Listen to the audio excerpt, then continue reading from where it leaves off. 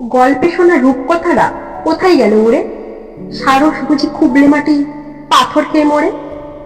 কাছিমগুলো দন্ত চেপে সাঁতার গেল ভুলে, হেলে সেটাই ফনা তোলে কাজ কিছু না পেলে। কোথায় গেল গাছের তলের চরকা কাটা বুড়ি?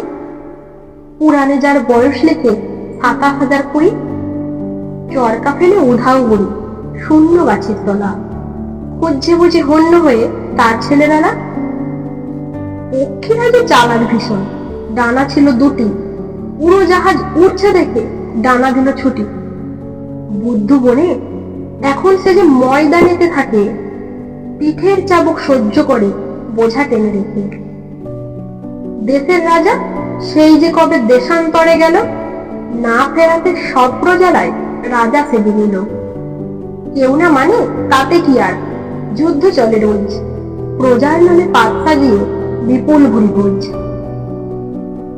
এ হলো যে বাস্তবতা, রূপকথার আর নেই। কল্পলোকের যাত্রাগুলো হারিয়ে গেল সেই। হাতের মুঠোয় জগৎ যখন, ভাবার সময় কই, গল্প ছেড়ে কল্পনারা হারিয়ে ফেলে সই। রূপকথারা রূপকথাতে অতীত বনে গেছে, মুঠো ফোনের খোঁজ মেজাজে গেছে নিরুদ্দেশে। কি জানি দিন কেমন আসে নতুন কিছু নিয়ে, গল্পগুলো বাঁচছে শুধু কলম ছোঁয়া নিয়ে।